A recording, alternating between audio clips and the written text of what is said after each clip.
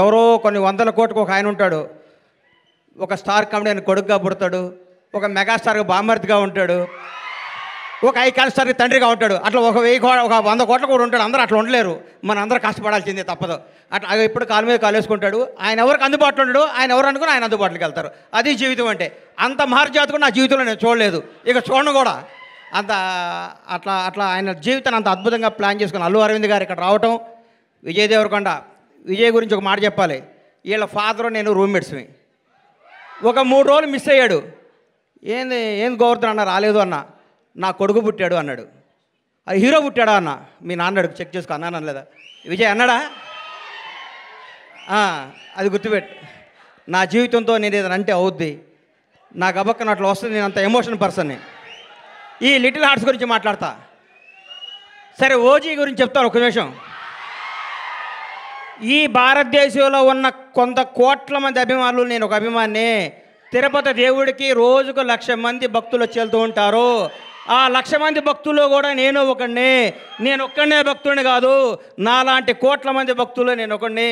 మీలాగా నేను పూజిస్తాను, మీలాగా నేను ప్రేమిస్తాను. నేను మీలో ఒకడిని. మీకంటే నాకు ఎక్కువ క్వాలిఫికేషన్ లేదు. ఓజీ బ్లాక్ బాస్టర్ అవ్వాలని మీతో పాటు నేను కోరుకుంటున్నాను. అది తప్పకుండా బ్లాక్ బాస్టర్ అవుద్ది. అంతే. Thank you. ఈ సినిమా గురించి మాట్లాడతాను. చిన్న సినిమా చచ్చిపోయింది. మా ప్రస్థానంలో అంత్యక్రియలు చేద్దాం అనుకుంటున్న తెలుగు ఇండస్ట్రీలో కథతో తీస్తే సినిమా హిట్ అవుద్ది, బడ్జెట్తో కాదు నిరూపించింది లిటిల్ హార్ట్స్. 2.5 కోట్లతో సినిమా తీశారంటారు. ఇప్పుడే నితిన్నను మన సాయిని అడిగాను, ఎంత బడ్జెట్ ఎల్కాట్ చేశారని. 2.5 కోట్లు అన్నారు. ఒక పెద్ద సినిమా షెడ్యూల్ వేసుకొని 3 రోజులు షూటింగ్ క్యాన్సిల్ అయితే 2.5 కోట్లు అవుతున్నాయి. ఈ రోజుల్లో 2.5 కోట్లతో 50 కోట్లు కలెక్ట్ చేసే సినిమా తీశారంటే hats off to little hearts team.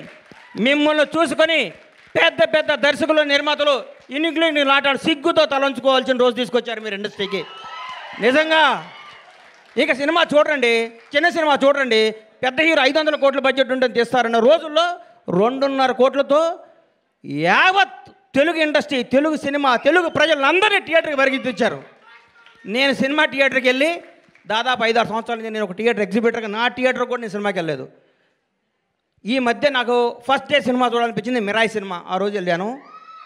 ఈ సినిమాను లవ్ చేశాను. ఇవాళే ఈ సినిమాకి ఫంక్షన్ రావాలని ఫిక్స్ అయ్యి వంశీని అడిగాను, వంశీ కొద్దిగా టికెట్ చెప్పా సినిమాకి వెళ్తానని. మా థియేటర్లో ఆడుతుంది, నాకు కుదరలేదమ్మా, క్షమించు. సినిమా చూస్తే దీని అమ్మ ఇది కదా సినిమా అంటే, ఇట్లా ఉండాలి కదా సినిమా అంటే. ఇది వాస్తవం, సినిమా కాదు. మా నాన్నకి నాకు జరిగిన స్టోరీ ఇదంతా. మా నాన్నకి ఇటు చెప్పిన కంటే ఎక్కువ అబద్ధాలు చెప్పేవాడిని, నేను అన్ని అబద్ధాలు చెప్పేవాడిని. షాద్ నగర్లో ట్రైన్ ఎక్కి, కాచిగూడలో ట్రైన్ దిగి, దీపక్ థియేటర్లో సినిమా చూసి, మళ్ళీ ట్రైన్ ఎక్కి షాద్ నగర్ పోయి స్కూల్కి వెళ్ళి వచ్చాను అబద్ధం చెప్పేవాడిని. అక్కడి నుంచి స్టార్ట్ అయిన మా జీవితం వాస్తవానికి దగ్గరగా ప్రతి తండ్రి కొడుకున్న కెమిస్ట్రీ అద్భుతంగా తెరకెక్కించిన ఈ సినిమాని. ఇట్లాంటి సినిమాలు సంవత్సరానికి 12 సినిమాలు వస్తే ఇండస్ట్రీ 100 ఏళ్ళు చల్లగా ఉంటుందండి. 1000 కోట్ల సినిమాలు వద్దు, 500 కోట్ల సినిమాలు వద్దు, జనాన్ని థియేటర్కి వచ్చే సినిమాని.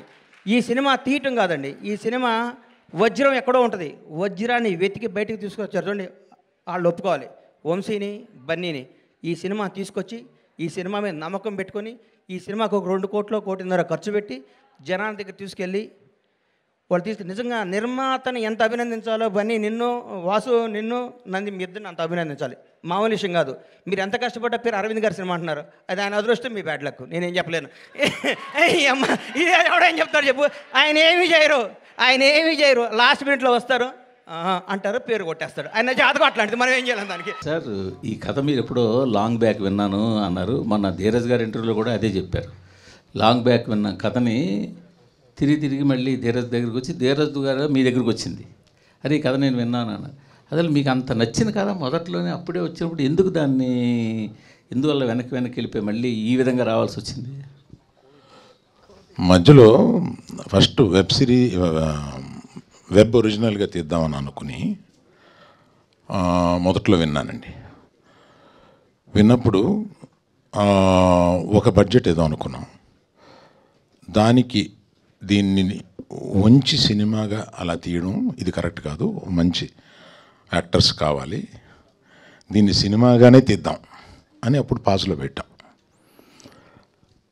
ఆ సినిమాగానే తీద్దాం అనుకున్నప్పుడు అప్పుడప్పుడు ఈయన కనపడుతున్నారు, నేను అడుగుతూనే ఉన్నాను, ఈ మధ్యలో ఇద్దరం తీద్దామని ఇంకో కథ మీద కూడా వర్క్ చేసాం.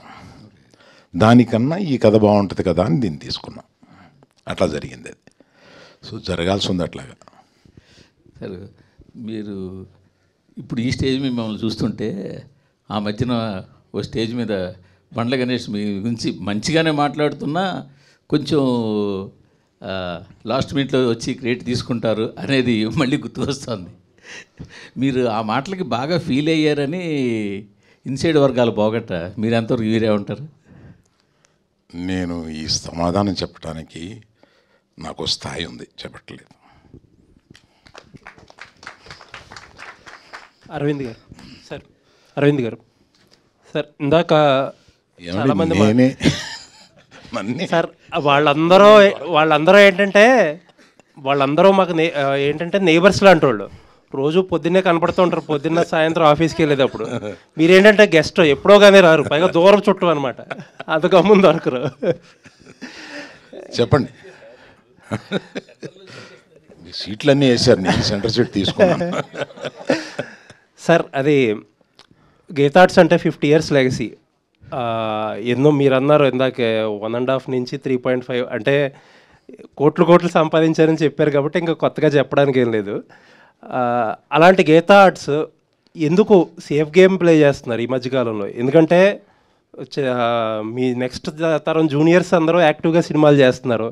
అరవింద్ గారు ఎక్కువగా ప్రజెన్స్లోనే ఉంటున్నారు.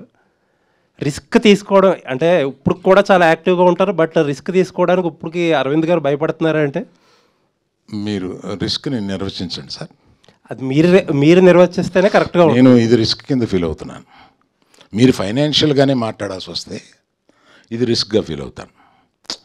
ఫైనాన్షియల్గా అనుకుంటే మీరు ఫైనాన్షియల్గా కాకుండా రిస్క్ తీసుకోమని ఇంకేదైనా చెప్తున్నారు. Every film is a risk, for every producer it's a risk.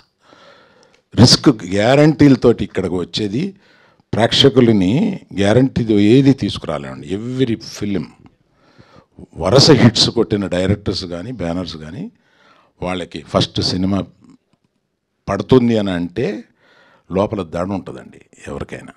So రిస్క్కి నిర్వచనం వేరువేరుగా ఉంటుంది. అంటే మీరు స్ట్రైట్గా 400, 500, 600 కోట్లు పెట్టి మీరు ఎందుకు సినిమా తీయటం లేదు అనే ప్రశ్న ఉంటే అది స్ట్రైట్గా అడగండి. సరే చెప్పండి సార్, అలాగే చెప్పండి. మళ్ళీ మీకు కాదు, ఇంకోళ్ళకి ఇద్దాం.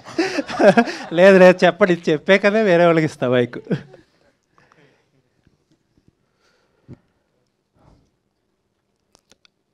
అర్జున్ తోటి చరణ్ తోటి తీయాలండి, తీసి రెమ్యునరేషన్ ఇవ్వాలి, అది ఇంటికే వస్తుంది. బయట వాళ్ళు ఇస్తే ఇది ఇంటికే వస్తుంది. నాది నేను ఇచ్చుకోవడం కన్నా బయట వాళ్ళు తీసుకుని బయట వాళ్ళు డబ్బులు కలెక్ట్ చేస్తే బాగుంటుంది అనుకుంటున్నారు. Right sir, thank you. Aravind గారు, మీరు ప్రమోషన్లో ఉన్నారంటే ఏదో రకంగా దాన్ని వైరల్ చేస్తారు, కాకపోతే ఒకటి మాత్రం మిస్ అవుతున్నాము. ఈ ప్రమోషన్స్లో ఎక్కడా కూడా మీ డ్యాన్స్ చూడలేకపోయాం మేము. రష్మిక ఉంటే చేసేవాడిని.